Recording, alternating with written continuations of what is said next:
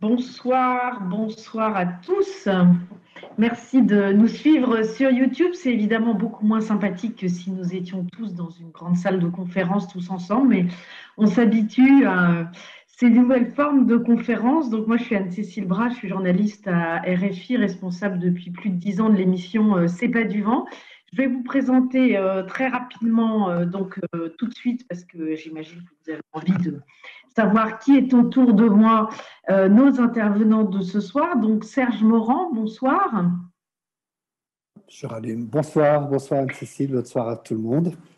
Donc vous êtes écologue de la santé, directeur de recherche au CNRS et au CIRAD et enseignant à la faculté de médecine tropicale de Bangkok en Thaïlande, où vous êtes d'ailleurs actuellement, et vous venez de publier L'homme, la faune sauvage et la peste chez Fayard. À vos côtés, juste en dessous, si je puis dire, Barbara Dufour, bonsoir. Alors, il faudrait que vous activiez, voilà. Oui, bonsoir à tous. Donc, vous êtes vétérinaire, professeur de maladies infectieuses et d'épidémiologie à l'école vétérinaire d'Alfort. Et avec nous, Frédéric Keck, bonsoir. Bonsoir. Vous êtes anthropologue, directeur de recherche au CNRS, directeur du laboratoire d'anthropologie sociale et vous venez de publier Les Sentinelles d'épidémie, chasseurs de virus et observateurs d'oiseaux aux frontières de la Chine chez Zone Sensible. Alors, avant de vous donner la parole à chacun, je précise donc Anne Granger de la Cité des Sciences vous l'a dit au début de cette conférence, mais donc nous allons échanger à peu près pendant 1 heure avec nos intervenants. 1 heure durant laquelle vous pouvez poser des questions sur le chat YouTube et en fait on passera ensuite une bonne demi-heure à répondre à vos questions avec les intervenants. Donc n'hésitez pas, notez vos questions, posez-les et on sera vraiment ravis de vous répondre. Alors avant de débuter cette conférence, j'aimerais vous lire un extrait d'un rapport de l'OMS que connaissent certainement nos intervenants, un rapport de l'Organisation mondiale de la santé qui avait été publié début 2018 et qui démarrait par cela, qui disait « La maladie X viendra d'un virus d'origine animale et émergera quelque part sur la planète où le développement économique rapproche les humains de la faune sauvage. La maladie X se propagera rapidement et silencieusement en exploitant les réseaux de voyage et de commerce humain. Elle sera difficile à contenir, il faut s'y préparer. » Alors la question, c'est qui a lu ce rapport? Puisque la maladie X, aujourd'hui, on la connaît, elle s'appelle Covid-19 et elle était donc prévisible. Depuis des années, les scientifiques, parmi nos invités notamment, alertent sur les dangers de pandémie. Ça fait des années qu'on se rend compte que les humains ne vivent pas hors sol, qu'en détruisant les forêts, en multipliant les élevages industriels aux portes des mégapoles, en consommant de nouveaux animaux, nous jouons avec le feu, car les virus et les bactéries adorent se balader sur notre espèce, qui est un formidable vecteur qui se déplace désormais vite et loin. Alors, VIH, SRAS, Zika, Ebola, coronavirus, l'émergence de ces nouvelles maladies infectieuses sont liées à la dégradation de l'environnement et nous allons essayer ce soir de vous expliquer pourquoi et du coup, comment est-ce qu'on peut faire pour tenter de les enrayer. Alors, avant d'expliquer les causes environnementales de ces épidémies, j'aimerais d'abord que l'on commence par planter le décor. 60%, je parle sous votre couvert, Barbara Dufour, 60% des maladies infectieuses humaines et 75% des maladies émergentes sont d'origine animale. Aujourd'hui, ce sont les chiffres que l'on lit un petit peu partout. Toutes ces maladies sont récentes et elles ont des caractéristiques communes. Alors, lesquelles? Alors, les caractéristiques les plus communes de ces maladies, ce sont des maladies à virus, et qui plus est à des virus qu'on appelle des virus à ARN, c'est-à-dire des virus qui ne possèdent qu'un des deux acides aminés permettant de se répliquer. Cette partie d'acide qu'il possède pour se répliquer, c'est une partie qu'il est obligé, le virus est obligé de retranscrire en ADN pour pouvoir se modifier. Et donc ces virus à ARN, ils sont particulièrement évolutifs parce qu'ils font des tas d'erreurs en se répliquant, en se multipliant. Il font des erreurs de copie, si je puis dire. Et donc, comme ils font des erreurs, beaucoup d'erreurs sont létales, tuent les virus, mais pas mal d'erreurs sont malheureusement adaptatives et leur permettent donc soit de gagner en méchanceté, en pathogénicité, soit de gagner une nouvelle espèce parce que la capacité de s'accrocher sur des récepteurs présents chez une autre espèce. Ceci peut expliquer pourquoi des virus d'un animal peuvent passer à l'homme, qui, je voudrais le rappeler quand même à nos auditeurs, est également un mammifère, l'homme. Donc, c'est assez logique que nous partagions nos agents pathogènes avec d'autres animaux et d'autres mammifères particulièrement. Serge Morand, ces maladies infectieuses, pour vous, vous les définiriez un peu de la même manière que Barbara Dufour? Oui, complètement. Je suis tout à fait en accord avec Barbara sur ça. Et de dire aussi peut-être que c'est une longue cohabitation, je dirais, avec toutes ces maladies infectieuses que nous ont données finalement au cours surtout à partir de la domestication, à la révolution néolithique. C'est là qu'on a acquis nos grandes maladies infectieuses au contact des animaux qu'on a domestiqués. D'ailleurs, on leur a donné aussi des maladies infectieuses et des parasites en retour, quoi. Donc, on a cohabité ensemble et on a créé une sorte de communauté de pathogènes. Et ce qui est peut-être important là-dedans, c'est que aussi en même temps, ces animaux domestiques nous font des liens avec les autres animaux, les animaux donc sauvages, de par leur proximité, je dirais, évolutive, hein, donc de leur phylogénie, mais aussi de par d'autres types de proximité. Donc ça veut dire que finalement, l'expansion humaine, je dirais, et en même temps l'expansion des animaux domestiques crée finalement aussi ces situations certainement nouvelles, pour beaucoup en tout cas, de nouvelles maladies infectieuses émergentes. Alors, on va revenir dans un instant sur les causes, mais le sous-titre de votre livre, Serge Morand, c'est « La colère d'un écologue de combat ». Vous êtes en colère ? Oui, enfin, j'étais surtout très, très en colère pendant toute l'année dernière. Ah, ça va mieux, c'est vrai, oui, voilà, c'était assez en colère parce qu'effectivement, enfin, d'une part, c'était de s'apercevoir que finalement, on était quand même quelques-uns, enfin, quelques-unes à dire qu'on avait quand même des impacts forts, c'est-à-dire il y avait des risques environnementaux très forts liés à la dégradation de la biodiversité, liés à différents impacts au changement climatique. Et finalement, là-dedans, si on prend la santé, finalement, c'est le révélateur de tous ces problèmes, quoi. Et puis que finalement, tout ça, ça passait sans que finalement on en prenne vraiment conscience, quoi. Donc c'était très démoralisant, quoi. Et finalement jusqu'à l'année dernière, mais où finalement quand même on peut toujours se poser encore la question, c'est que on a redécouvert par exemple que le Covid-19 c'était une zoonose quand il a fallu abattre 15 millions de visons au Danemark. C'est-à-dire qu'à un moment donné, quand même, dans toute la gestion, dans toute cette vision qu'on a de cette gestion et de ces maladies infectieuses, et notamment de la Covid-19, on n'en discute pas de ça, on ne discute pas que c'est une zoonose. Alors pourquoi est-ce qu'on a dû abattre 15 millions de visons au Danemark? Parce que justement, les visons pouvaient transmettre le virus à l'homme, c'est ça? Alors moi, je redonnerais bien la parole à Barbara là-dessus.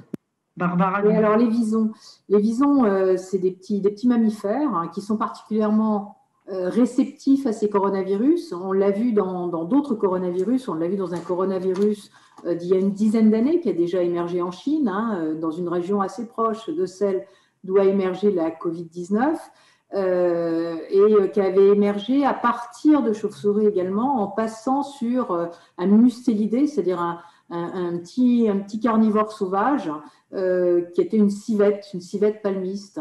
Ce qu'on voit, c'est qu'on sait que le furet, la civette, les martres, enfin, ces petits carnivores sauvages-là sont très réceptifs à ces virus. Donc, qu'est-ce qui s'est passé pour ces visons?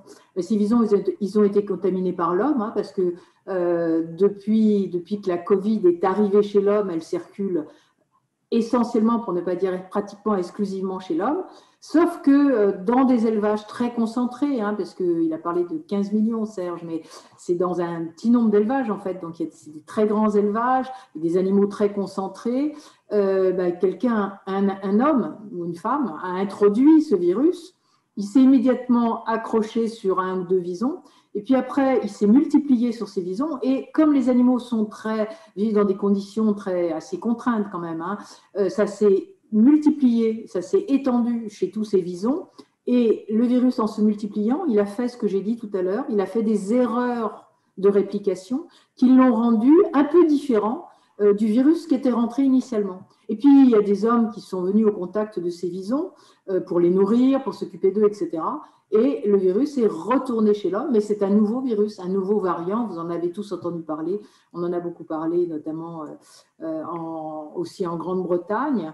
Et donc, ce nouveau variant, il a conduit, pour éviter qu'il se répande très rapidement, à effectivement tuer 15 millions de visons de manière sans doute un petit peu précautionneuse, hein, au Danemark. Bon, cela dit, vous savez que l'élevage du vison est un élevage qui va se terminer en Europe, puisque pour des raisons de bien-être, bien-traitance plus exactement animale, on va arrêter cet élevage-là. Donc les Danois ont profité, ont anticipé un petit peu cet arrêt de production en limitant également le risque de circulation de ce variant. Oui, c'est un arrêt plutôt radical, oui. Oui, c'est un arrêt assez radical. Je rappelle qu'en France, on a 4 élevages de visons. Il y en a un qui a été infecté et qui a été également dépeuplé entièrement, pour des raisons de précaution évidentes. Alors, donc, le virus est passé de l'homme au vison, du vison à l'homme, mais à l'origine, c'est donc le marché de Wuhan en Chine qui a été pointé du doigt. Frédéric Keck, tout a démarré il y a un an, hein, dans ce marché. C'est un marché que vous connaissez. Est-ce que vous pouvez nous décrire un petit peu et nous expliquer un peu les pratiques? Parce qu'on dit que voilà, c'est un marché de vif, un marché où on mange des animaux sauvages divers et variés. Est-ce que vous pouvez nous expliquer un petit peu comment fonctionne ce marché et ce qu'on y trouve? Alors, je vais faire mon rôle d'anthropologue, c'est-à-dire de décrire ce que j'ai vu sur le terrain, hein, puisque moi j'ai mené des enquêtes ethnographiques, non pas sur le marché de Wuhan, mais sur les marchés de poulets à Hong Kong et Canton, qui étaient surveillés depuis une dizaine d'années pour le risque de transmission de virus de grippe. Mais je voudrais quand même faire quelques remarques d'anthropologue au sens un peu général sur ce qui vient d'être dit, parce que comme l'a rappelé Serge Morand, les zoonoses montrent la solidarité entre les humains et les autres animaux, c'est-à-dire le fait qu'on partage des maladies, on est exposé aux mêmes pathogènes et on s'échange des pathogènes du fait de millénaires de coévolution et de contrats domestiques, hein, c'est-à-dire le fait qu'on leur donne des soins et en retour ils nous donnent des matières, mais aussi parfois des pathogènes, et on s'est habitué effectivement à ces pathogènes. Et puis effectivement, depuis une quarantaine d'années, les transformations de l'élevage ont fait que ces pathogènes sont devenus plus dangereux. On a perdu l'immunité qu'on avait pour ces pathogènes. Et en reconstituant donc toutes ces chaînes de transmission qui se font donc, entre animaux, on s'est rendu compte que les humains étaient ce qu'on appelle un cul-de-sac épidémiologique, c'est-à-dire que en fait, les pathogènes circulent beaucoup plus facilement entre les autres espèces que de ces autres espèces à l'homme. C'est ce qu'on a vu d'ailleurs pour le Covid, c'est qu'il s'est peu transmis finalement aux animaux domestiques, hein, même s'il y a eu des foyers dans lesquels des chats étaient passés au gel hydroalcoolique. Il n'y a pas eu de transmission aux chats ou aux chiens. Par contre, il y a eu la transmission au vison, effectivement, ce qu'on appelle une zoonose inversée. Donc, on est dans cette situation où l'humain est au bout d'une chaîne de transmission et en même temps, du fait de sa grande occupation de la planète, de son extension à l'ensemble de la planète, il peut très rapidement transmettre ces pathogènes qui viennent des animaux. Alors maintenant, pour répondre à la question sur le marché de Wuhan, qui est effectivement le point vers lequel on regarde en ce moment, c'est considérer donc ces marchés, ce qu'on appelle des wet markets, donc des marchés humides, ce qui laisse supposer effectivement l'idée de saleté, alors qu'en fait, wet market, c'est un terme qui vient de Singapour pour dire des marchés qu'on nettoie justement régulièrement. Ces wet markets sont désignés depuis une vingtaine d'années comme des lieux de transmission de pathogènes, un peu comme les marchés de brousse, de viande de brousse en Afrique. Et donc, quand qu'est-ce qu'on y trouve? alors, donc, c'est des marchés dans lesquels on peut acheter des animaux vivants et qui sont particulièrement appréciés par les Chinois pour leur fraîcheur. Alors ça, c'est dans un contexte où les Chinois se méfient des supermarchés. Ils n'ont pas confiance dans la capacité des autorités sanitaires à assurer la chaîne du froid.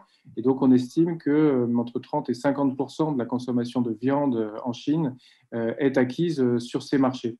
Et donc, on y trouve à la fois des poulets, des poissons, qui sont des animaux qu'on achète vivants, mais aussi donc du porc ou du bœuf qui sont achetés en morceaux, et également des animaux sauvages qui sont donc consommés dans la médecine chinoise traditionnelle, comme ces civettes masquées dont a parlé Barbara Dufour, mais également des tortues, des scorpions, et on a même parlé des pangolins, donc ces animaux qui ont été désignés comme un possible transmetteur de la chauve-souris aux humains. Alors, on ne mange pas de chauve-souris en Chine. Il y a eu des images des Chinois mangeant de la soupe de chauve-souris, mais c'était plutôt dans les îles d'Indonésie.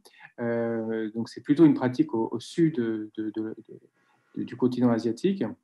Mais par contre, il y a eu possiblement une transmission donc d'un virus de chauve-souris par une espèce intermédiaire sur un marché en Chine.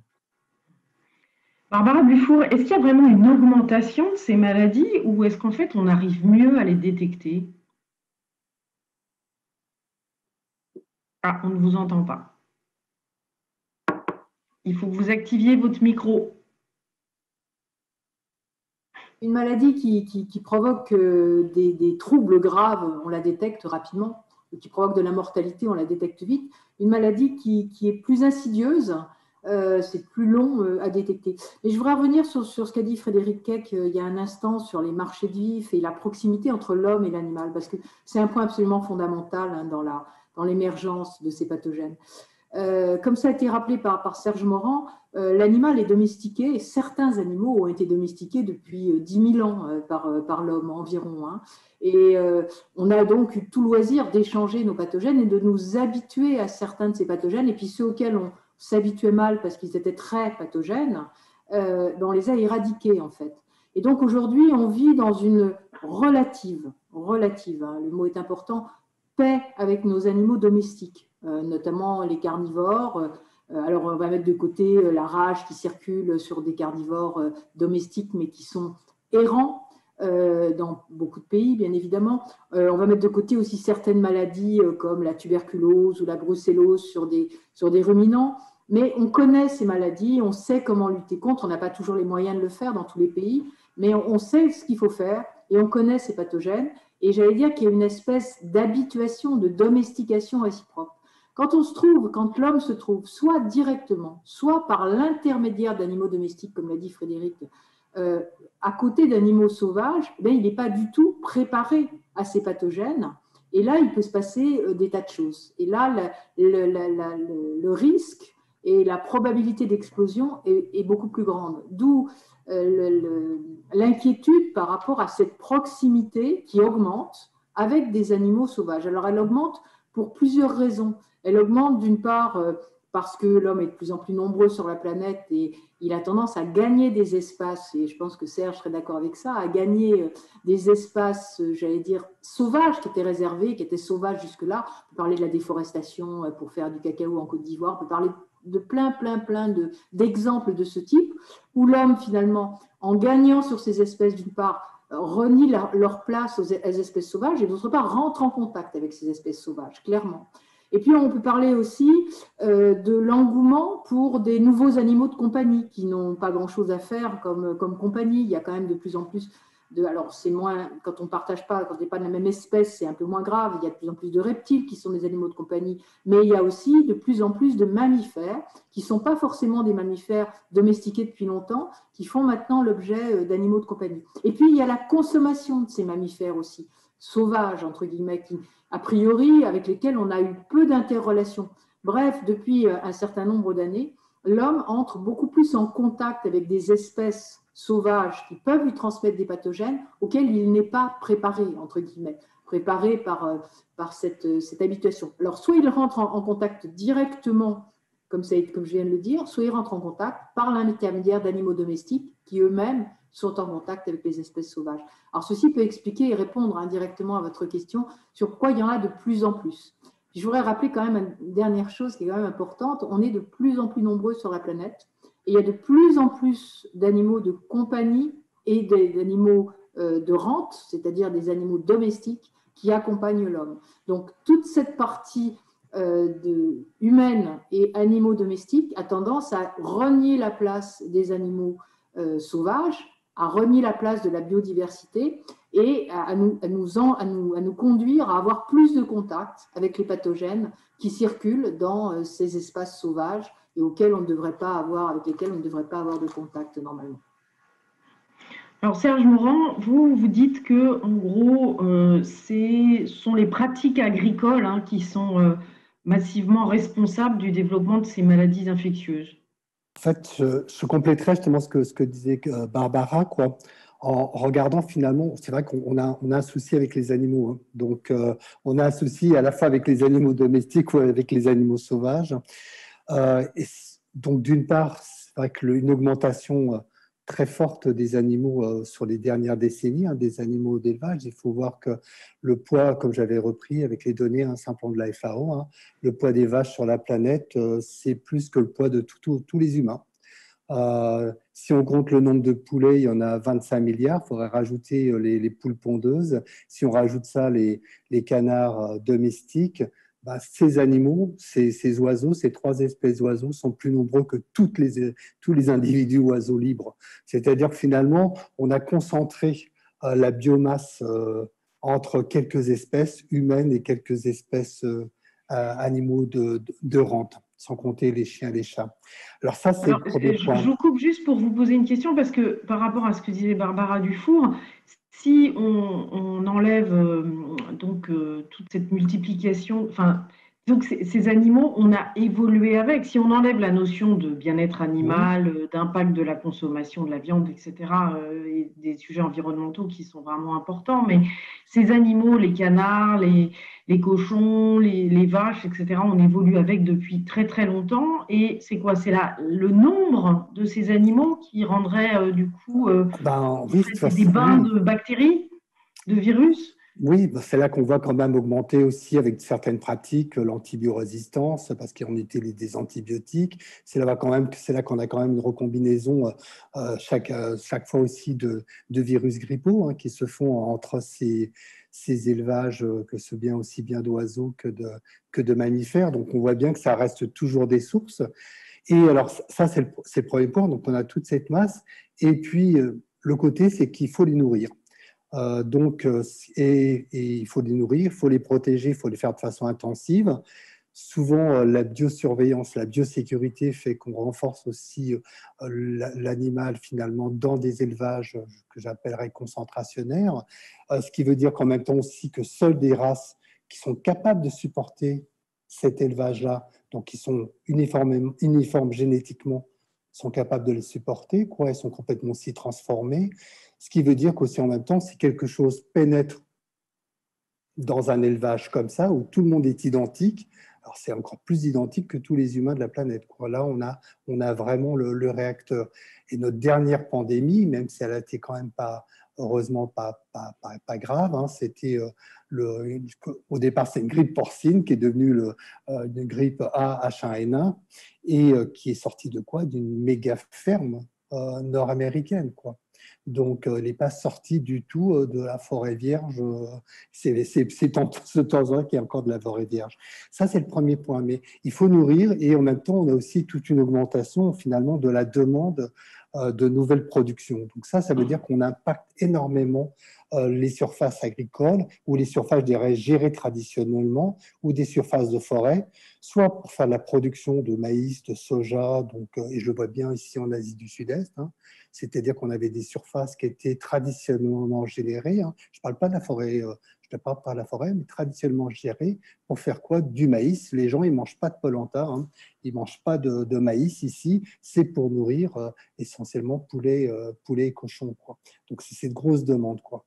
Et c'est cette grosse demande de question de déforestation. Alors, qu'est-ce qui se passe après dans ces déforestations, dans ces changements d'habitat?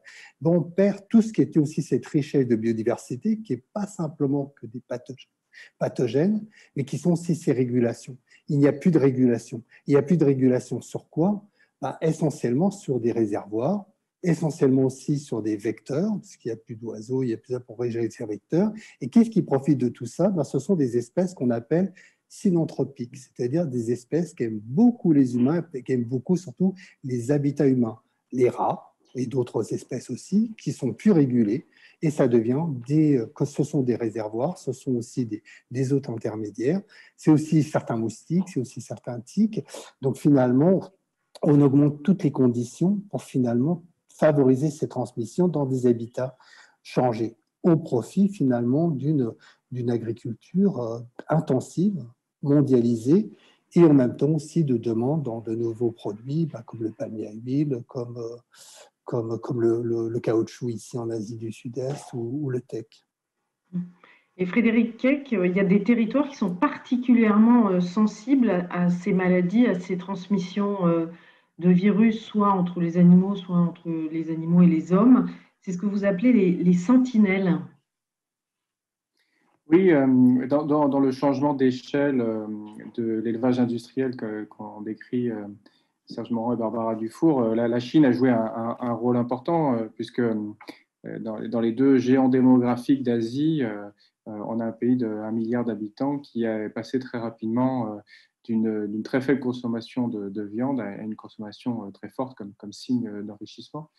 Pour expliquer la mobilisation autour du virus H5N1 en 1997, on disait que la Chine est passée de 16 millions à 16 milliards de poulets entre 1968 et 1997. Donc, c'est des échelles énormes et avec une volonté très affirmée du gouvernement chinois de passer à l'échelle industrielle. Le marché de Wuhan, dont on parlait tout à l'heure, il y avait 1000 personnes qui y travaillaient, et sur lesquelles on a compté 30 personnes qui étaient infectées par le Covid-19. Donc la Chine est, depuis une vingtaine d'années, désignée comme un des foyers d'émergence. L'autre grand foyer d'émergence, c'est l'Afrique centrale, avec Ebola et toute l'histoire du sida. Mais l'Afrique centrale, il y a quand même beaucoup moins d'humains qui y vivent et beaucoup moins de contacts avec le reste du monde. Alors, du fait que la Chine a été décrite comme un de ces foyers d'émergence, comme pays justement émergent ou en transition économique, eh bien, des territoires ont été constitués comme des lieux de détection précoce de ces pathogènes émergents, et qui transmettent aux organisations internationales, notamment l'OMS, les signaux d'alerte sur les maladies qui apparaissent en Chine, avec également l'idée que la Chine, pendant très longtemps, n'a pas collaboré avec l'OMS, n'a pas été transparente sur ces maladies humaines d'abord et ces maladies animales ensuite. Ces territoires sentinelles, c'est notamment Hong Kong, donc colonie britannique, qui a été aussi au cœur de la révolution microbiologique avec la découverte de la peste par Yersin en 1894, et puis les laboratoires qui suivaient les mutations des virus de la grippe depuis 1970. Et puis c'est également Taïwan qui, du fait d'être une république indépendante de la Chine, a développé une industrie pharmaceutique, des industries aussi de la formation qui permettent d'informer très rapidement sur les risques qui émergent sur le territoire de la Chine. Donc c'est des territoires qui sont aux marges de la Chine et qui communiquent avec le reste du monde sur ces signes d'alerte des émergences. Donc ça devrait nous rassurer. C'est rassurant parce qu'effectivement, il y a des sociétés chinoises qui jouent la carte de la transparence, de la communication, de la liberté d'expression. Maintenant, elles ont aussi des traditions avec ces marchés au poulet. Et donc, c'est aussi des lieux dans lesquels on regarde très attentivement ce qui se passe dans ces marchés. Et puis aussi, c'est des territoires qui ont une histoire coloniale, donc c'est assez difficile de négocier à travers ces territoires l'accès aux pratiques chinoises. Barbara Dufour. Il est clair qu'il faut distinguer, me semble-t-il, dans toutes ces maladies, il faut distinguer le phénomène de l'émergence On vient d'en parler assez longuement. Serge a bien rappelé des conditions qui peuvent favoriser l'émergence. Hein.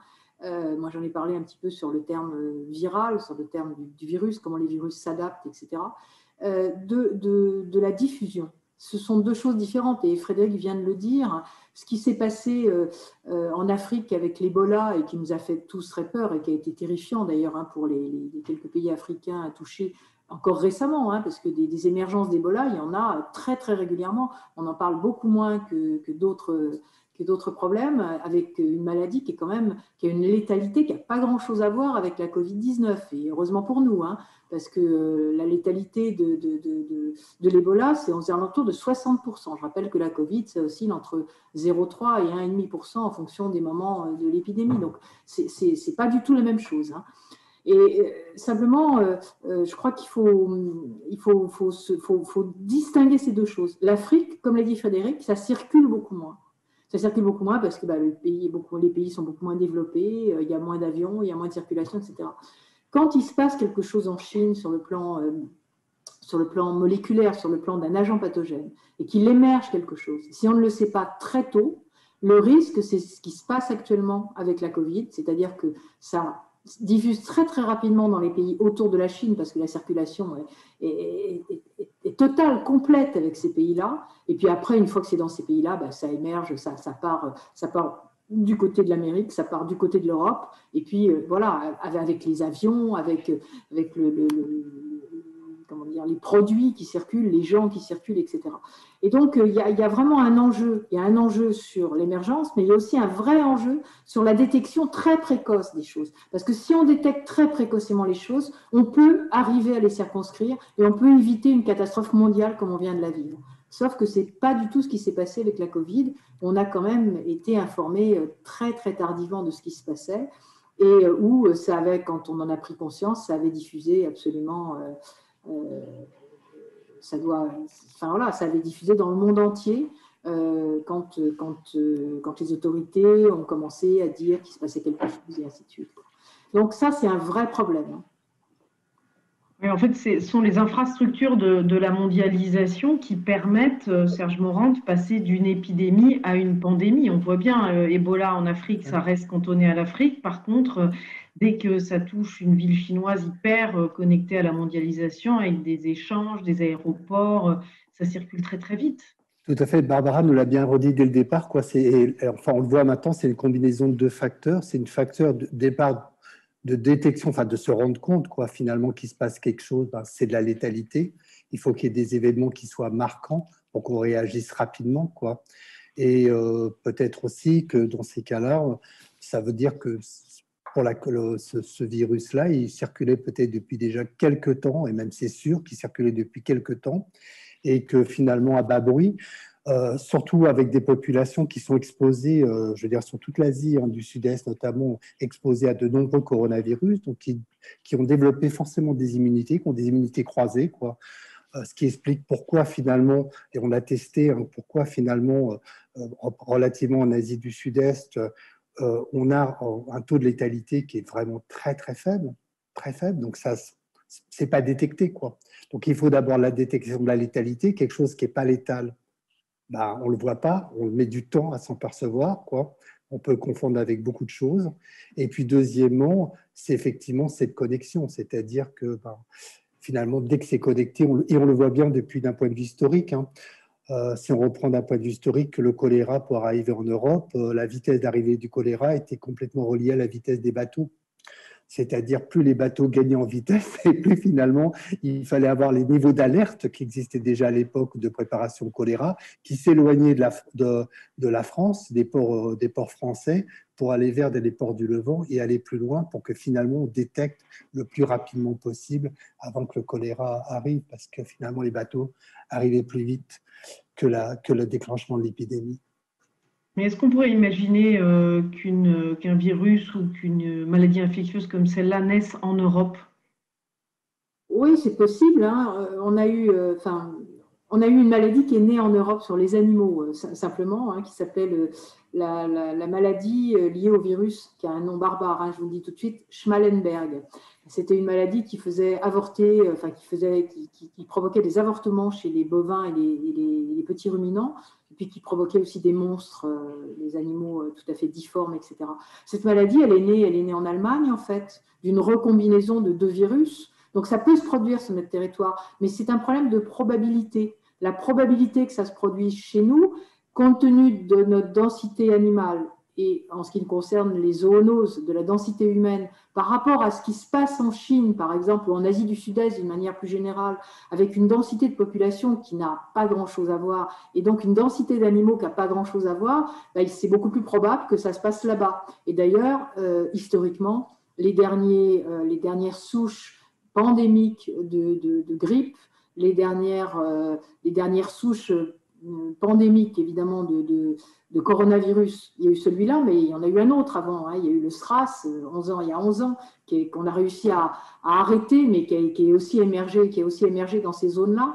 Tout ça, c'est assez logique parce que c'est là-bas qu'il y a les plus grosses densités humaines et densités également d'animaux, à la fois de compagnie, domestiques, et à la fois d'animaux en lien avec la faune sauvage. Parce que, rappelons quand même pour la grippe, ça n'a pas été peut-être tout à fait suffisamment dit, c'est pas une grippe qui circule sur les animaux domestiques et puis qui passe sur l'homme comme ça. C'est des grippes, la plupart du temps, qui viennent quand même des oiseaux sauvages. Et c'est parce qu'il y a une vraie connexion entre les oiseaux sauvages et les oiseaux domestiques qu'à un moment donné, le virus mute et puis s'amplifie de manière considérable par les grands élevages qu'on a. C'est un peu comme ce qui s'est passé sur... Là, vous parlez de la grippe aviaire, en fait, qui a occasionné l'abattage.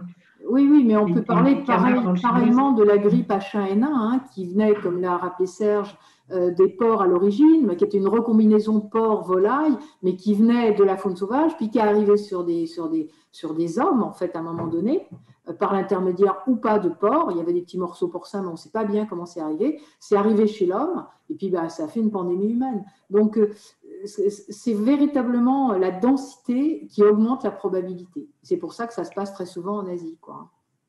Alors, je pense qu'on a bien compris quelles sont les multiples causes de cette pandémie. Maintenant, la question, c'est comment est-ce qu'on fait pour essayer d'enrayer, pour éviter que ça se reproduise? Parce que Serge Morand, on peut craindre l'arrivée de nouvelles épidémies. Là, finalement, la moitié de l'humanité confinée, voire plus, hein, puisqu'on est allé jusqu'à 4 milliards quasiment d'habitants, c'est plutôt même les 2 tiers, c'est quand même très violent. Mais est-ce que ça préfigure d'autres épidémies? Je ne sais pas, je ne suis pas l'OMS, j'en ferai pas ce genre de choses, quoi. C'est certain, je veux dire, c'est certain qu'on aura encore des émergents, des épidémies. On a une augmentation, de toute façon, ce que j'avais repris, simplement sans regarder que les émergences, hein, en regardant simplement le nombre d'épidémies qui sont reportées chaque année, aussi bien par l'OIE sur les animaux domestiques, enfin les animaux de rente, et enfin tout confondu d'ailleurs, aussi bien sur les épidémies humaines et surtout si on regarde les zoonoses ou même les maladies vectorielles, on a une augmentation sans arrêt du nombre d'épidémies. Tout ce qu'il faut là-dedans, ce qui a venu dire quoi? Ça venait dire d'abord, il faut avoir des services de santé publique et de santé vétérinaire résilients, au top. C'est là qu'on voit finalement notre problème. Notre problème, il a été parce que nos services de santé publique on ne pouvait pas assurer. C'est pour ça qu'on a été confinés. Et pareil, que si on a des gros problèmes de santé par rapport à un manque de santé vétérinaire, souvent parce que finalement les santé publiques vétérinaires se retrouvent aussi dans des positions où ils ne sont pas résilients par rapport à des crises, quoi. Donc d'une part, alors moi je travaillerais un peu sur ces résiliences, quoi. D'abord des résiliences dans nos systèmes de santé, c'est-à-dire vraiment, il faut qu'ils soient résilients, il faut qu'ils soient adaptables, il faut qu'ils supportent les crises. Et on en aura d'autres. On a eu des crises des fois dues aux effets de chaleur. On a vu qu'est-ce qui peut se passer aussi, quoi.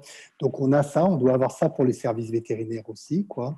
Et puis on doit avoir de la résilience écologique, c'est-à-dire finalement refaire des territoires, en se basant d'ailleurs sur l'agronomie écologique, hein, que notamment pratique maintenant le CIRAD, l'INRAE qui se développe là-dessus. et en même temps travailler aussi sur les résiliences sociales, quoi. C'est-à-dire que finalement, c'est tout en temps. Il faut avoir des sociétés qui soient sur des territoires résilients écologiquement, qui soient en même temps administrées par des administrations qui sont aussi résilientes, quoi. Et finalement, tout ça avec des sociétés aussi qui soient résilientes, c'est-à-dire développer un bien vivre ensemble, c'est-à-dire entre humains et entre humains et non humains. C'est ça qu'il va falloir faire, quoi. Oui, un monde idéal, quoi. Barbara Dufour. Oui, j'allais dire que je suis tout à fait d'accord avec ce qui vient d'être dit hein, sur la résilience et sur le fait que c'est à l'évidence, enfin, on sait bien tous que si on a été confiné et si on va l'être encore peut-être dans les semaines qui viennent, c'est parce que nos services de santé ne sont pas adaptés à faire face à ce genre de problème. C'est d'abord pour ça, hein, et ça nous a bien été dit, et je pense que c'est la réalité. Donc ça, c'est une vraie question. Mais avant ça, je pense que je suis complètement d'accord sur l'agroécologie absolument nécessaire à développer pour pouvoir essayer de limiter les émergences. Mais d'un autre côté, il y a aussi une phase de détection précoce et de transparence de l'information. Donc, il faut absolument également aider les pays, je pense en particulier aux pays d'Afrique qui ont des difficultés dans ce domaine, hein, les aider réellement pour pouvoir détecter précocement un certain nombre de choses. Je pense qu'en Asie, ils ont les moyens de détecter. Après, ont-ils la volonté toujours de déclarer? C'est une autre question. Et c'est vrai que dès qu'il y a déclaration, il y a blocage des marchés, il y a des conséquences économiques qui sont importantes.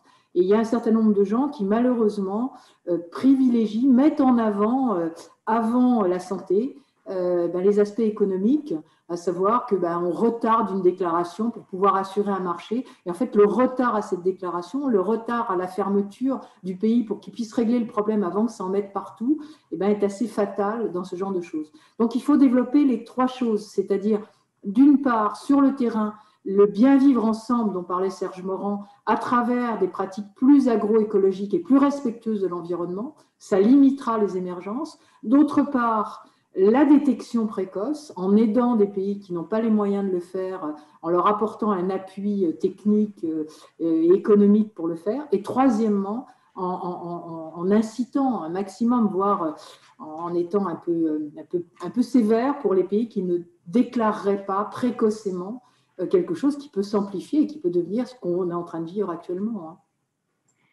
Frédéric Keck, il faut développer ce que vous appelez des chasseurs de virus.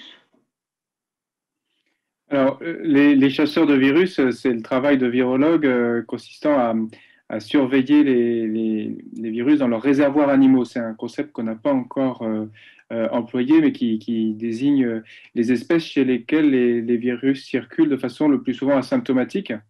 C'est d'ailleurs la raison pour laquelle on peut supposer qu'il y aura de nouvelles émergences, c'est que sans doute que certaines espèces sont vulnérables à ces virus, mais d'autres continuent à les échanger, et notamment donc les chauves-souris pour les coronavirus ou les oiseaux sauvages pour la grippe.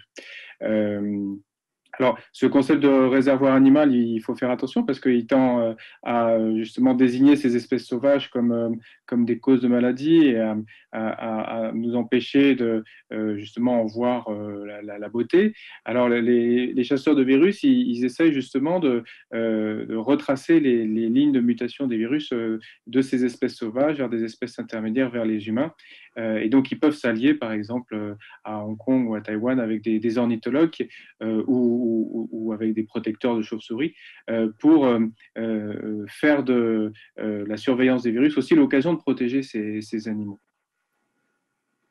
Et Serge Morand, il y a une approche qui prend de l'ampleur, qui existe depuis un moment, mais dont on n'entendait pas trop parler, mais en ce moment tout le monde s'y intéresse, c'est l'approche One Health, une seule santé, sur laquelle travaille l'OMS en étroite collaboration avec la FAO et l'Organisation mondiale de la santé animale. C'est une seule santé pour les écosystèmes et pour l'humain, en fait.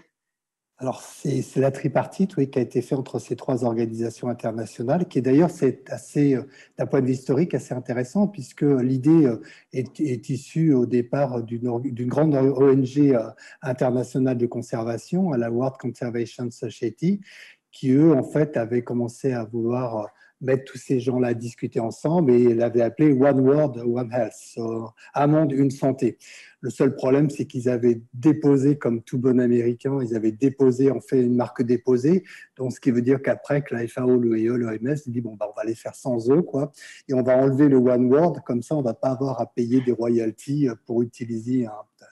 Donc oui, ça a démarré. Alors, ça démarre et je veux dire que là, il faut reprendre aussi d'un point de vue... finalement, parce qu'on a pas mal de concepts qui tournent autour de cette santé, quoi, du santé. Donc, on a déjà ce qui existe depuis longtemps à l'OMS, le Global Health, la santé globale.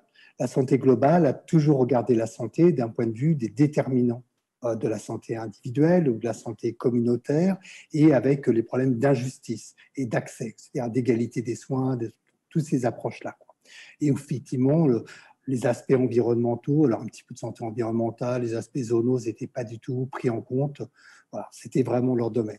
Et le côté One Health a émergé, donc qui quand même reprend pour beaucoup une ancienne qui était une médecine, One Medicine, c'est-à-dire une alliance finalement entre la santé vétérinaire et la santé animale, en considérant que tout ça, c'est dans les environnements. Mais je dois dire pour l'instant que je ne vois pas beaucoup d'environnement dans le One Health. Il n'y a pas beaucoup d'écologie, il n'y a pas de ce que nous on fait, hein, l'écologie de la transmission, ce qu'on appelle la disease écologie, ça ne se voit pas beaucoup encore. Et c'est pour ça qu'il y a aussi une autre approche qui commence à se développer, qui s'appelle maintenant Planetary Health, santé planétaire, qui eux reprennent différemment la chose, quoi, qui disent finalement il faut regarder carrément le fonctionnement global de la planète, hein, c'est-à-dire on est à l'anthropocène, on est dans des limites planétaires, et que ces limites planétaires, finalement, mettent en jeu notre santé et la santé de tout le monde, quoi. Alors, sans rentrer dans le truc, sur le One Health, moi je crois que c'est une bonne initiative, on est en train de la relancer, je trouve que c'est plutôt bon. Je mettrai toujours quand même, moi, mes petits bémols, mon petit côté pessimiste, c'est-à-dire que si ça s'arrête qu'à faire à promouvoir que la biosurveillance et la biosécurité sans finalement reprendre les mécanismes écologiques de la transmission, le côté environnemental, la santé des écosystèmes, ça ne va pas le faire. Et puis, de regarder aussi que cette alliance, elle est souvent difficile parce qu'on regarde, elle marche bien quand? Elle marche bien, c'est quand les médecins considèrent que ça devient un problème de veto. Donc, exemple typique, l'antibiorésistance. L'antibiorésistance, voilà, c'est qu'à un moment donné, il y avait des antibiotiques qui étaient en fait considérés comme dangereux pour les humains, la colistine, pour ne pas dire, ils ont donné ça au veto, faites-en ce que vous voulez, quoi. Manque de bol, il y a l'augmentation de l'antibiorésistance sur toutes les antibiotiques traditionnels. La colistine, qui est un antibiotique de secours, qu'est-ce qu'on s'aperçoit? Augmentation de l'antibiorésistance essentiellement liée à l'élevage, parce qu'il était utilisé massivement de l'élevage, puisque les médecins les ont donnés au veto, quoi. Donc là, on s'est retrouvé vraiment, là, on s'est dit, là, il faut travailler ensemble, et c'est un problème de veto à régler, les antibiotiques dans l'élevage, quoi.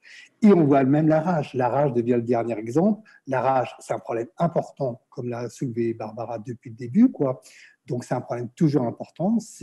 Même si le réservoir initial, c'est les chauves-souris, mais c'est les chiens, quoi, et puis les carnivores sauvages qui sont le véritable problème, quoi, et les chiens, quoi. Donc, c'est pareil, encore dit, c'est des chiens, il faut les vacciner, c'est un problème de veto. Donc, voilà, donc en fait, dans ce cas-là, on va faire l'éradication. Donc, je suis un petit peu, toujours mon côté pessimiste, un petit peu côté provocateur, en disant que le jour où finalement un problème de zoonose porté par les vétos sera vraiment bien repris, ou porté par les écologues, en termes de santé environnementale, santé des écosystèmes, sera vraiment bien repris en compte par la tripartite, par le One Health, là, je dirais, on a gagné. Barbara Dufour. Oui, sans faire de corporatif, je voudrais quand même défendre un tout petit peu d'abord le One Health, parce que je partage l'avis de Serge, mais c'est un très beau concept dont on parle beaucoup, mais ça fait quand même longtemps qu'il y a eu des tas de choses qui ont été faites en One Health. même si elles ont été parcellaires un certain nombre de fois. Bon, je pense en particulier à des luttes contre la tuberculose bovine, à des luttes contre la brucellose. On a éradiqué certaines maladies de l'élevage pour protéger l'homme, en fait. Donc, il y a déjà eu des tas de collaborations dans le passé qui sont très anciennes. Alors, il faut les intensifier. Et ce qu'on voit, c'est qu'on peine sur le terrain à trouver ces ententes locales. Moi, je voudrais juste dire un mot des ONG. Il y a beaucoup d'ONG qui font du One Health depuis longtemps, en intégrant les aspects notamment écologiques. Et je voudrais citer ici une ONG qui m'est chère, qui s'appelle Agronomes et Vétérinaires sans frontières, et qui est vraiment très investie dans l'agroécologie depuis longtemps, et qui a des vrais projets One Health qui intègrent à la fois des agronomes, des vétérinaires et des médecins. On a des projets comme ça, y compris dans des zones très difficiles dans la VSF. Je pense au Normalie en particulier.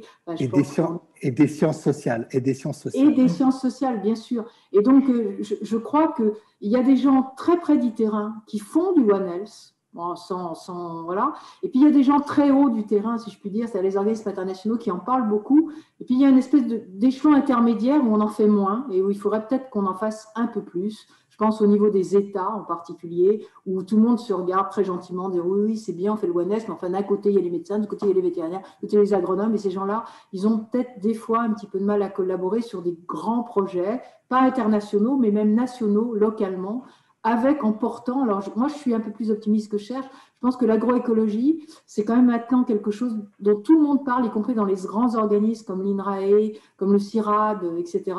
Alors que c'est porté par des petites ONG depuis très longtemps. L'agroécologie, c'est quelque chose qu'on porte dans Agronomes et Vétérinaires sans frontières depuis fort longtemps. Et en fait, on se rend compte que ça commence à prendre tout ça. C'est-à-dire que les gens commencent à prendre conscience qu'il va falloir faire de l'agriculture différente en pensant à la santé de l'environnement, à la santé des animaux et à la santé de l'homme en même temps.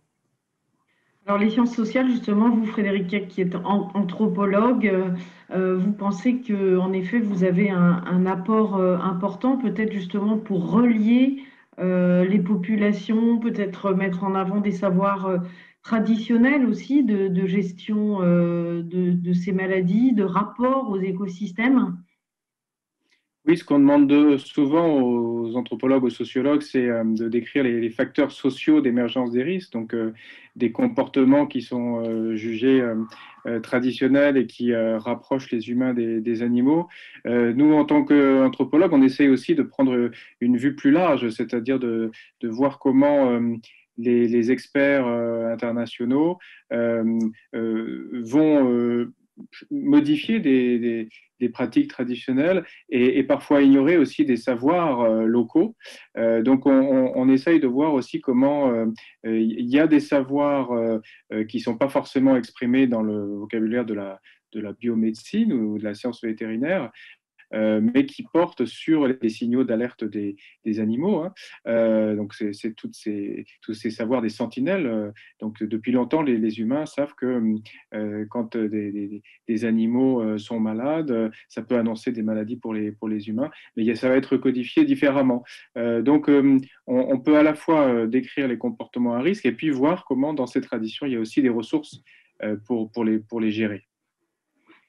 Alors, il faut globalement, c'est un peu ce que vous dites tous les trois, finalement, renégocier nos rapports avec les non-humains, quoi. C'est-à-dire peut-être, c'est vous, Barbara Dufour, qui rappeliez que nous étions des mammifères. C'est vrai que c'était pas si évident pour tout le monde. En fait, il n'y a pas le vivant et nous, mais nous sommes une partie du vivant et peut-être qu'on a eu tendance à l'oublier, Serge Morand, notamment à cause de notre technicité et qui nous a éloignés, et qui nous a donné une sorte de suprématie un peu fausse. Là, c'est un peu l'effet boomerang quand même. Alors, oui, oui, un peu. Alors, en même temps, je veux dire que d'un point de vue de recherche, là aussi, il y a plein de choses qui se font et qu'il nous faut repenser justement qu'on est vraiment des animaux et en connexion avec le reste. Je pense que c'est tout le développement des études sur ce qu'on appelle le microbiome, quoi. Donc, tout notre microbiome, c'est-à-dire, en fait, finalement, on porte sur nous ou dans notre tube digestif, sur nos muqueuses, un nombre de cellules qui sont des cellules bactériennes, qui sont bien plus importants que l'ensemble de nos cellules et le code génétique bien plus important, quoi, et qui finalement participent de notre interaction avec le reste du vivant, nous protègent, des fois sont des sources de risques. Donc ça, je pense que c'est un peu ce qu'on appelle une révolution dans notre concept, et notamment, je pense que c'est la bonne nouvelle qui arrive vers les médecins, vers la médecine, quoi. C'est-à-dire que on s'aperçoit que finalement, un microbiome riche, biodivers, bah, finalement, c'est en lien avec des gens en bonne santé mentale, et finalement, ça, pour l'avoir, il faut vivre dans des environnements qui soient aussi biodivers. Donc ça, c'est peut-être la meilleure bonne nouvelle qu'on a sur les quelques dernières années, où on montre finalement que cette baisse de microbiome, c'est lié, alors pas seulement avec des problèmes parasitologiques ou des problèmes aussi immunitaires, mais aussi avec des problèmes d'augmentation des asthmes, tout ça. Donc finalement, on a vraiment quelque chose à réfléchir, et peut-être par ces approches-là, on peut considérer que finalement, la biodiversité, vivre dans des mondes biodivers, c'est pas forcément vivre face à l'agression des organismes et de l'agression des autres, quoi, mais finalement, c'est vivre dans une sorte de coviabilité, donc à retrouver, donc grâce justement à ces interactions qu'on a avec le vivant, quoi. Et ces interactions donc par les microbes, hein, les bons microbes qu'on a besoin, et aussi par les interactions qu'on a besoin aussi avec les animaux. Et comme l'a dit Frédéric, on a besoin, et comme dit Barbara, on a besoin des interactions avec les animaux de rampe, les animaux de proximité, les animaux sauvages. On a de ce plaisir-là à voir, quoi. Donc, je suis là pour ça, je suis plutôt optimiste. Formidable, on a trouvé le côté optimiste chez vous. Alors voilà des questions qui arrivent. N'hésitez pas à en poser, hein, vous êtes nombreux à nous suivre, donc on sera ravis de pouvoir, enfin je serais ravie d'être le porte-voix entre les personnes qui nous suivent sur YouTube et les intervenants. Il n'y a pas de questions idiotes, hein. Toutes les questions sont les bienvenues. On est là pour faire de la pédagogie, pour échanger. Donc voilà, profitons du savoir de nos intervenants pour apprendre davantage et comprendre mieux ce qui nous arrive. Alors la première question, je pense que c'est pour vous, Barbara Dufour, c'est est-ce que le variant humain dont on parle au Royaume-Uni vient du vison? Ça vient de ce qu'on disait tout à l'heure. Il est proche, hein, de celui du vison, mais est-ce qu'il vient du vison? Je ne peux pas l'affirmer. Les mutations sont nombreuses, et on peut tout à fait imaginer que ça s'est produit en Grande-Bretagne, qu'il y a eu une mutation. Parce qu'en passant d'un homme à un autre homme, le virus, il mute également, hein. Il n'y a pas eu un variant, puis un deuxième variant. Je crois qu'on en est à la copie numéro 6 ou 7 du variant actuellement. Oui, parce qu'avec l'actualité au Royaume-Uni, on a l'impression que le virus n'a muté qu'une fois, en fait. Oui, non, mais c'est faux. C'est faux. Il a muté plein de fois. Et donc, effectivement, progressivement, il s'éloigne un peu du virus primitif qu'il était quand il est arrivé sur l'homme. Mais ça, c'est normal, puisque à chaque fois qu'il se multiplie, il est capable d'évoluer un petit peu, ce virus. Alors, ça ne veut pas dire que les vaccins qu'on est en train de faire ne seront pas utiles, ça ne veut pas dire que c'est un virus complètement différent, ce n'est pas du tout ça que ça veut dire. Ça veut simplement dire que, exactement, on a l'habitude en grippe, hein, c'est exactement la même chose. Chaque année, la grippe, elle évolue, hein, ce n'est pas la même que celle de l'an dernier. Et le coronavirus, dont moi personnellement, mais c'est tout à fait personnel, même si je ne lis pas dans le mar de café, je suis persuadée qu'il va falloir qu'on s'habitue à vivre avec. Ben, je pense que le coronavirus 2025 ne sera pas le même que le coronavirus 2019, pour faire court. Alors, il y a une question pour vous, Frédéric Keck. Pourquoi est-ce que les Chinois ont-ils si peu confiance dans la chaîne du froid pour consommer de la viande? Parce que la chaîne du froid est une introduction récente, et il y a beaucoup d'histoires sur du trafic, de la corruption, qui font que les produits vendus dans les supermarchés peuvent être avariés et causer des maladies.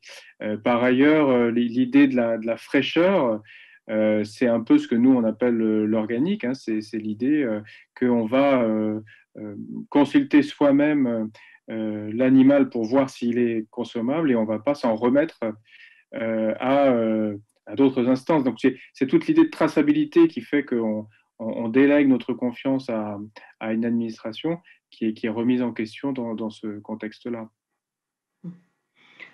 Une autre question, peut-être pour vous, Serge Morand, quels sont les outils utilisés pour suivre l'évolution des épidémies dans le temps et l'espace? Alors, c'est vrai que Frédéric Keck, vous avez parlé de sentinelles, des villes sentinelles, mais quels sont les autres outils qui existent et quelles sont les limites de ces outils? Enfin, je dis Serge Morand, mais je ne sais pas qui veut répondre à cette question.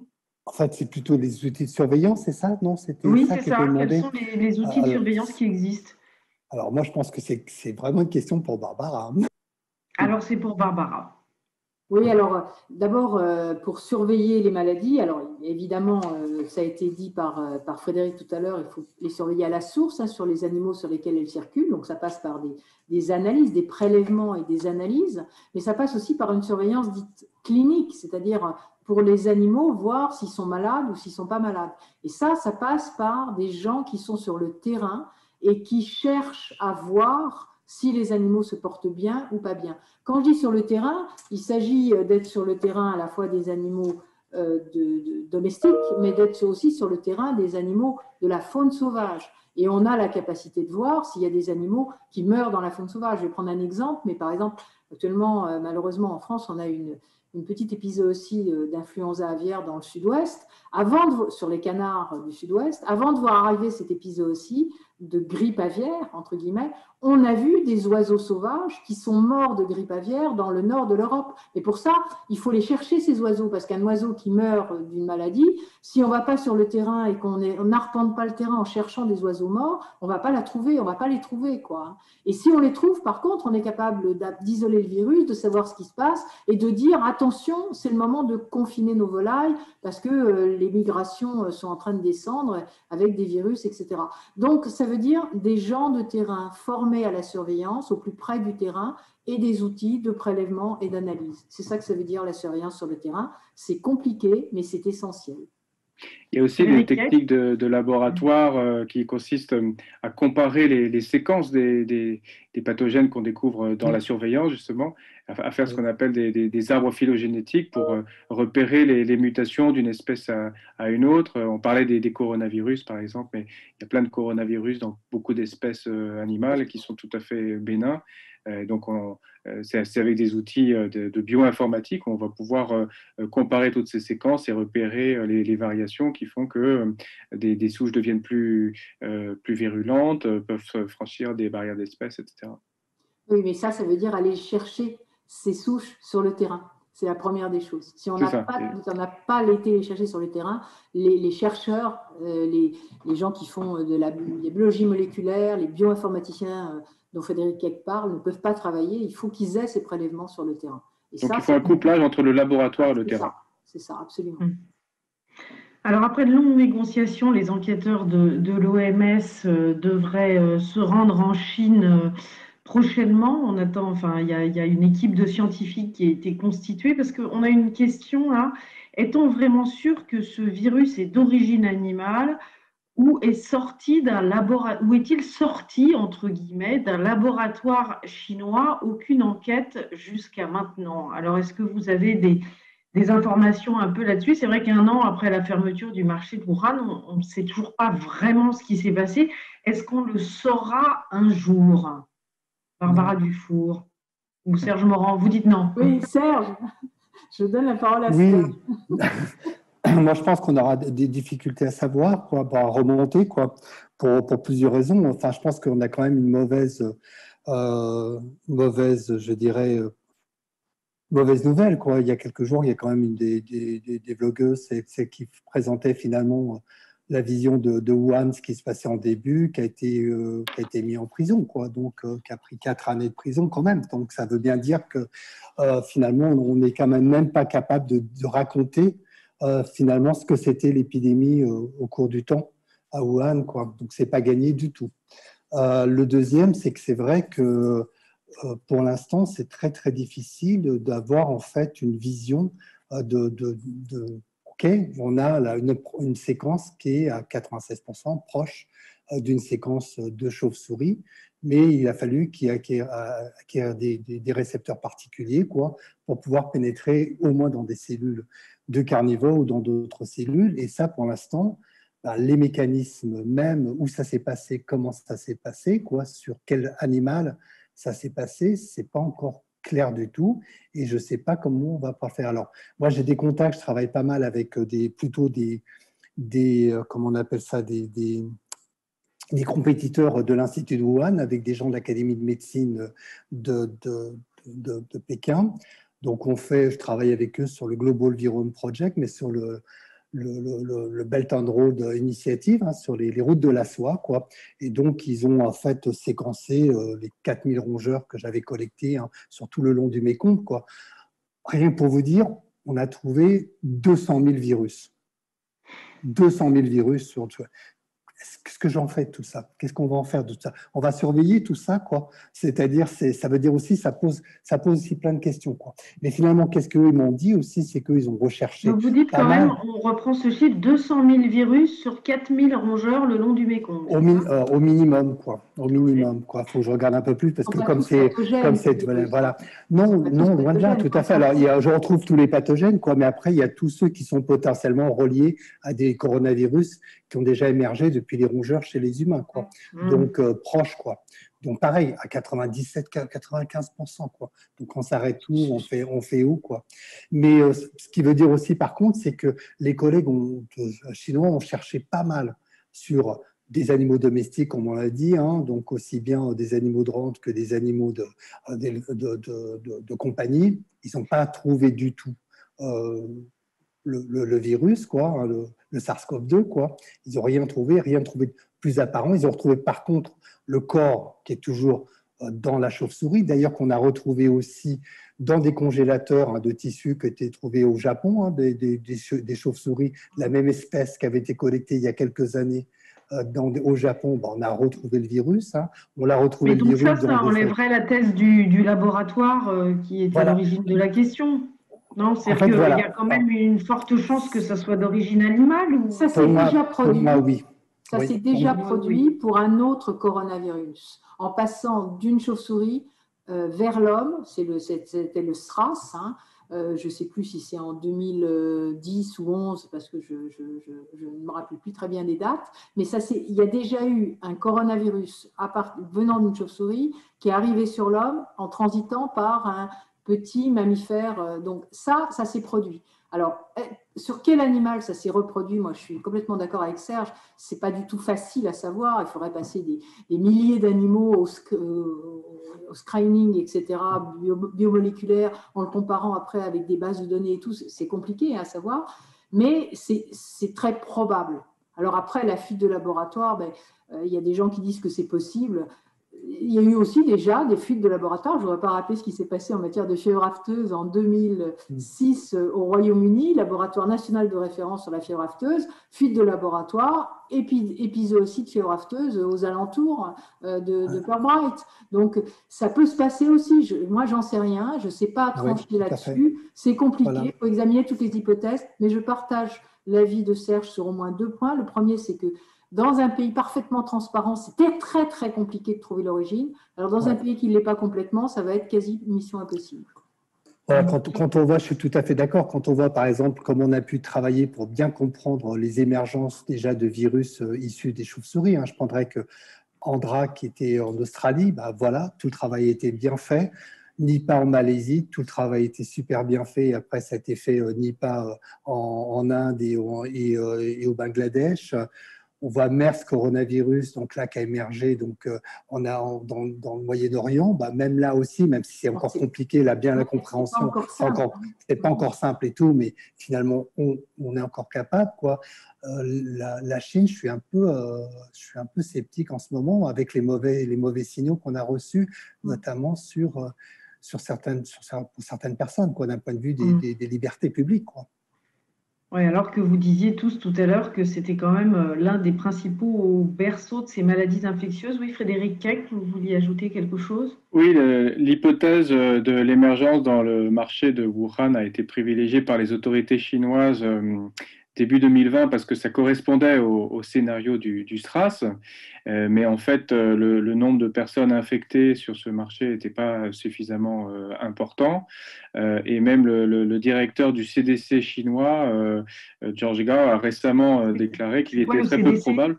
Le Mm. Center for Disease Control, donc le Centre de contrôle des épidémies de Pékin, a déclaré récemment qu'il était peu probable que le virus ait émergé dans le marché aux animaux, qu'il était sans doute juste un lieu de passage. L'hypothèse du laboratoire n'est pas à exclure. Et effectivement, ça a déjà eu lieu. Ça rendrait effectivement critiquable toutes les mesures de surveillance par la collecte des virus de chauve-souris, parce que ça crée des phénomènes de concentration au cœur des grandes villes. Donc ça remettrait en question cette logique-là. Ce qui reste certain, c'est que c'est un virus qui vient des chauves-souris et qui n'a pas été fabriqué artificiellement. Mm. Ouais. Alors, il y a une autre. Oui, Serge Morand, vous vouliez ajouter Non, quelque non, chose? voilà, et donc en fait, on sait que le virus corps le plus proche de ces coronavirus, de ce bêta-coronavirus de chauve-souris, finalement, il est présent sur l'aire de répartition de l'espèce de chauve-souris depuis le Japon, toute la Chine du Sud et toute, je dirais, l'Asie du Sud-Est continentale et pour aller jusque pratiquement en Inde, quoi. Donc potentiellement, voilà, potentiellement, ça peut être là finalement que ça peut se faire. Et avec l'autre côté, c'est que moi, je privilégie pas tant que ça, je dirais, le commerce de faune sauvage, plutôt que l'augmentation énorme dans plein de pays des animaux sauvages mis en élevage. Alors que ce soit pour la nourriture, que ce soit pour la fourrure, que ce soit pour les animaux de compagnie ou que ce soit pour la médecine traditionnelle. Et Oui, je ça, ou pour partage. le café, enfin pour faire du café civette notamment. Et là, je pense que c'est là le souci. Et on n'a pas la liste de toutes les fermes. C'est super difficile d'avoir toutes ces fermes d'animaux sauvages. Comment c'est fait? Alors, comme ça a été super encouragé pour finalement faire des compléments, revenus aux petits agriculteurs, aux petits fermiers. Donc là, au niveau de la biosécurité, là, il en faudra quand même un minimum, quoi. Et bon, avec des élevages, ben, voilà, qui sont, voilà. Puis dès que c'est chaud, ben, on peut pas avoir des couvertures, on peut pas isoler, quoi. Donc ça veut dire qu'ils sont ouverts, quoi. Ça renforce aussi finalement le passage potentiel entre quelque chose qui circule d'une chauve-souris et quelque chose qui n'est pas protégé, qui va être en dessous, quoi. C'est pour ça que lutter contre l'émergence, ça va être très très compliqué et qu'on a vraiment intérêt à détecter très tôt. Alors du coup, il y a une autre question. Est-ce que vous auriez des pistes d'amélioration pour un système de santé publique plus performant? Alors, ce ne sont pas vraiment vos casquettes, vous n'êtes pas en charge de la santé publique, aucun de vous trois, mais disons que si on vous demandait des conseils au ministère, qu'est-ce que vous diriez? Moi, j'ai envie de dire deux choses. La première, je crois que c'est important que les gens qui font de la santé publique en France aillent le faire sur des vraies épidémies. Il y en a toute une série de gens qui l'ont fait, c'est-à-dire aller sur le terrain, là où il y a des vraies épidémies, et pas simplement du sida, si je puis dire, ou de l'antibiorésistance. C'est un peu brutal ce que je dis, mais je le pense. Et donc, il faut qu'ils aillent voir. Et il y a des infectiologues qui ont fait ce travail-là. Il y a des gens qui ont fait de la santé publique, qui ont été dans les pays du Sud et qui ont vu des vraies épidémies et qui savent comment ça se développe, comment il faut aller vite et comment on peut intervenir là-dessus. C'est le premier point. Et le deuxième point, je pense que plus on ferme de lits, d'hôpitaux, plus on diminue les moyens liés au service public des hôpitaux et plus on se met dans une situation de grande fragilité par rapport à ça. Et ça fait maintenant 30 ans que ça dure, qu'on diminue tout ça et puis là, on se rend compte que là, on ne fait plus face, quoi. Alors, ce n'est pas à moi de dire ça qui suis vétérinaire, mais je le dis quand même puisque vous m'en donnez l'occasion. Serge Morand? Oui, je suis d'accord, je compléterais finalement qu'avec peut-être l'expérience d'Asie du Sud-Est, et de se rendre compte, même si l'épidémie redémarre en Thaïlande en ce moment, enfin finalement on a vraiment une épidémie qui démarre, quoi. Donc en ce moment, d'ailleurs lié avec un marché de poissons, mais lié en fait finalement potentiellement liée finalement avec des travailleurs immigrants, quoi. C'est une épidémie de quoi? De Covid, il est parti, ça y est, on n'avait pas de cas, on n'avait que 4000 cas jusqu'à présent, et là on est passé à 8000, quoi. Donc on a doublé en l'espace de même pas une semaine, quoi. Donc ça a augmenté, quoi. Alors il n'y a que 65 morts au total, hein, depuis le début de l'épidémie, quoi. Mais en fait, comment marche en fait finalement le système de santé en Asie du Sud-Est, quoi, et pour la santé publique générale? Finalement, il y a une forte confiance dans les gens, quoi. Des fois même, on peut se dire un peu trop, quoi. C'est-à-dire que finalement, on est conseillé à porter des masques, donc tout le monde porte des masques, quoi. On n'a pas des policiers à nous mettre une amende si on ne les porte pas, quoi. Et en même temps, il y a une médecine, ce que j'appelle une médecine communautaire. Alors ça peut-être faire un peu sens avec Barbara, parce que finalement, c'est une médecine qui est très de prévention, mais aussi très d'alerte. C'est-à-dire de regarder qu'est-ce qui se passe. Et dans chacun des villages, donc, et dans chacun des districts, il y a des volontaires de la santé. Il y a 1 300 000 volontaires de la santé en Thaïlande qui font le lien entre leur communauté, le dispensaire, les hôpitaux, qui alertent de ce qui se passe, qui retransmettent l'information, qui font tous ces liens, quoi. Et et la même chose, qui sont aussi des volontaires pour ce qu'on appelle Livestock Département, pour la santé animale. Donc, qui alertent quand les chiens commencent à mourir, pour quelque chose qui se passe, quand les cochons commencent à mourir. Ça n'existe pas Donc, en Europe.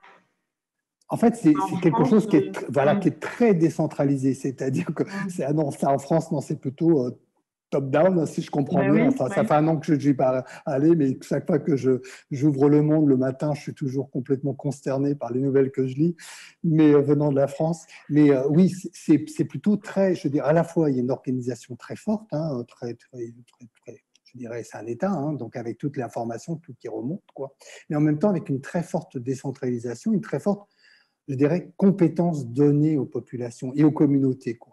Et ça, c'est peut-être assez intéressant, quoi. C'est-à-dire l'image de dire, faisons confiance aux gens, redonnons finalement dans les collectivités locales, d'avoir ces volontaires, d'avoir ces gens qui font le lien finalement. On a perdu les dispensaires, mais les dispensaires, c'était bien. Il y avait aussi les livestock départements, quoi, qui étaient avec des dispensaires locaux, qui font ces liens finalement avec les grandes structures hospitalières, les élus locaux, et les communautés locales, nos communautés locales, quoi. Donc, pour une fois, apprenons du Sud, et c'est ce que je fais. Moi, je suis au Sud, pas pour faire du développement, ils ne m'attendent pas du tout, quoi. Mais ce que j'apprends, j'essaie de le repasser, notamment en France, difficilement en France, quoi. Donc, et on a peut-être des choses à apprendre d'eux, quoi. Alors, vous l'avez dit un peu tous les trois, hein, on sait on peut imaginer que de nouvelles maladies émergentes proviennent de Chine.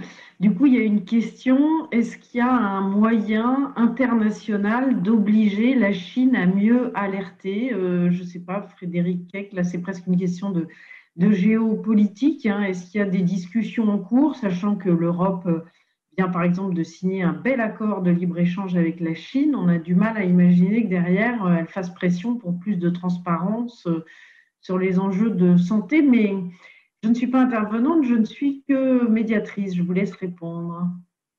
Ça fait des années que l'Organisation mondiale de la santé coopère avec la Chine, même si la crise du SRAS a été un moment de friction. La Chine a été longtemps exclue de l'Organisation mondiale de la santé, remplacée par Taïwan. Même s'il y avait des collaborations entre des experts individuellement.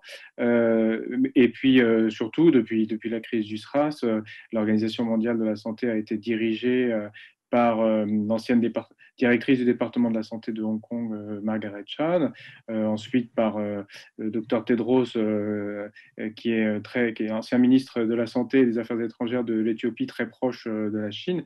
Donc en fait, l'OMS a beaucoup de moyens de faire passer les informations de Chine et s'il le faut, de faire pression sur la Chine.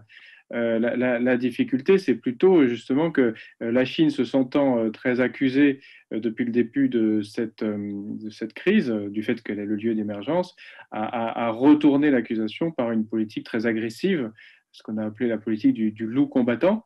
Et donc, l'OMS n'est pas un lieu de négociation apaisée, mais vraiment, en ce moment, un lieu de tension géopolitique entre des grandes puissances, notamment les États-Unis qui ont, sous la présidence Trump, refusé de payer leurs cotisations à l'OMS. Alors, on va arriver bientôt à la fin de cet échange. Finalement, pour conclure, est-ce que vous diriez que cette crise dont nous ne sommes pas sortis, hein, loin de là, est une chance au sens, par son ampleur, elle peut aider, ou elle pourrait aider quand même à une certaine prise de conscience de nos vulnérabilités, de la nécessité de mieux alerter, de mieux surveiller, de mieux réaliser aussi quels sont nos rapports avec le vivant au sens large, enfin tous ces enjeux-là. Est-ce que pour vous, c'est une chance pour mieux prendre conscience de ce qui nous arrive? Parce que Serge Morand, vous disiez, je suis en colère parce que ça fait des années que j'alerte et que personne ne m'écoute. Est-ce que là, bon, ben voilà, ça peut se déplacer un peu. Est-ce que, Barbara Dufour, vous disiez, il n'y a pas que le sida. C'est vrai que, bon, est-ce que l'argent va se répartir un peu? Est-ce qu'on peut terminer cette conférence par une note un peu positive en se disant qu'il va peut-être en sortir quelque chose de bien de cette crise? Oui, Barbara Dufour. moi je dirais pas que c'est une chance parce que c'est quand même pas facile à entendre, mais je dirais que c'est intéressant d'essayer de positiver ce drame qui nous touche tous, hein. Je parle pas forcément du drame uniquement sanitaire, hein, mais le drame lié à la gestion. Vous allez, je crois, en parler dans une émission prochainement, va être absolument considérable. Enfin, la troisième vague sera une vague psychosociale, hein, on le sait tous. Ça va être une catastrophe économique, c'est une catastrophe psychologique pour les gens. Enfin, je veux dire, on va avoir du mal à se remettre de tout ça. Et donc, il faut absolument positiver. Et pour positiver, moi, je pense qu'il y a 2-3 points qu'il faudrait garder vraiment en mémoire. Déjà, évidemment, et je pense que nos politiques, du moins je l'espère, ont derrière la tête ça, à savoir qu'il va falloir donner un petit coup de boost sur nos systèmes de santé, là, qui sont un petit peu déficients, et les aider à sortir un petit peu de cette ornière dans laquelle ils sont actuellement, et dans laquelle ils ont été mis depuis 30 ans. Hein. Mais la deuxième chose que je voudrais dire aussi, c'est que ça devrait nous donner un nouveau regard aussi sur la mondialisation et sur les excès liés à la mondialisation et sur le fait qu'il va falloir commencer de plus en plus, intensifier notre réflexion sur la proximité, sur le comment on fait pour vivre plus. Ça ne veut pas dire arrêter de voyager, ça ne veut pas dire arrêter d'avoir des échanges avec nos amis du monde entier, ça veut dire comment on consomme plus local, comment on produit plus local, etc. Comment on diminue notre dépendance vis-à-vis de 2-3 gros pays du monde pour pouvoir, on s'en est rendu compte à propos des masques, enfin c'est quand même incroyable ce qui s'est passé pour ces masques.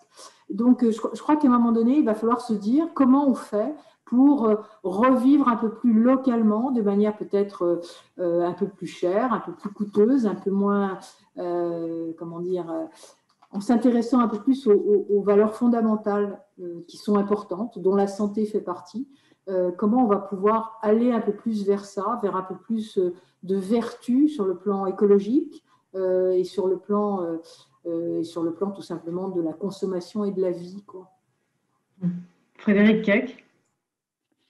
Oui, cette crise donne un écho global à des préoccupations qui jusque-là concernaient un petit groupe d'experts, hein, sur les zoonoses, la santé environnementale, et aussi elle élargit à l'ensemble du monde ce qui concernait jusque-là des pays du Sud, en fait, avec Ebola ou le SRAS. Et je suis assez d'accord avec ce que dit Serge Morand sur le fait que nous avons à apprendre de ces pays. Alors, non pas bien sûr qu'il faudrait suivre les méthodes de la Chine, parce qu'elle est effectivement un pays à la fois autoritaire et qui joue sur son rôle de producteur pour l'ensemble de la planète, mais il faut plutôt observer effectivement comment ces sociétés qui n'ont pas le même rapport que nous à la nature ont compris depuis une vingtaine d'années ces messages d'alerte sur les maladies émergentes. Donc, en ce sens, la crise du SRAS, qui a été un vrai moment de réinvention pour ces sociétés, parce qu'elles découvraient leur dépendance à l'égard du géant chinois, c'est sans doute une une crise qui maintenant trouve un écho au niveau global. Serge Morand? Alors, ça sera à la fois de l'optimisme et du pessimisme. Alors, vu toujours d'Asie du Sud-Est, d'Asie, quoi, où je rejoins, puisque je ne reprendrai pas ce qu'a dit Barbara, parce que c'était super, donc je rentre vraiment pas sur ce besoin de partager des valeurs, quoi. Et je complétais donc Frédéric, vu d'Asie, où finalement, curieusement, les gens ici ne lient pas le Covid-19, la Covid-19 avec un problème environnemental. C'est pas du tout perçu, y compris d'ailleurs par les ONG locales, quoi. Pas du tout, quoi. Le problème environnemental, il le voit vraiment d'un point de vue perte de biodiversité, d'un point de vue changement climatique et tout. Par contre, les grandes organisations internationales, y compris d'ailleurs l'ESCAP sur l'Asie du Sud, l'Asie-Pacifique, totalement. Ça, c'est-à-dire que c'est pris en main, c'est-à-dire qu'il y a une discussion très sérieuse aux échelles internationales et aux échelles nationales, finalement, d'une pensée qui voudrait mettre One Health, d'une pensée environnementale, quoi. Donc, il y a quelque chose qui se passe. Donc, nous, on va demander, y compris d'ailleurs de demandes de formation qui seraient des formations justement de cadres intermédiaires, hein, qui seraient cadres intermédiaires, mais dans les domaines, c'est de la formation intersectorielle. Comment finalement, pas que de l'interdisciplinaire, mais comment des secteurs différents discutent ensemble et discutent et mettent en place des pratiques autour de la santé. Et la mauvaise nouvelle, c'est qu'à la même moment, finalement, il y a un grand traité de libre-échange qui vient d'être signé et où avec l'Australie, hein, la Chine, la Nouvelle-Zélande, donc, le Japon, donc les États-Unis ne sont pas dedans, l'Inde se tâte encore pour y rentrer, quoi. Mais où finalement, les clauses environnementales et les clauses de droits sociaux sont retirées, quoi. On n'en met pas, quoi. Donc ça, c'est plutôt inquiétant, quoi, parce que finalement, on a cette stratégie de l'empire, quoi, c'est-à-dire des routes commerciales et des grandes routes commerciales. Ça veut dire que c'est là nos risques, pour moi, hein, sont là. Ces grandes routes commerciales qui vont être mises en place, terre, mer, train et avion, quoi, ça va être quelque chose quand même, quoi. Donc, il va falloir se préparer, quoi. Merci beaucoup à tous les trois d'avoir participé à cette conférence donc organisée par la Cité des Sciences. Merci particulièrement à Serge Morand parce qu'il est quand même 2h30 du matin à Bangkok. Donc, merci d'avoir veillé pour être avec nous. Et donc, je vais laisser la parole à Anne Granger qui va donc conclure cette table ronde. Et merci à tous de nous avoir suivis, bien entendu. Voilà, à mon tour, je vous remercie tous les trois chaleureusement, et notamment en effet Serge Morand qui a veillé très très tard, et aussi vous, Anne-Cécile Bras,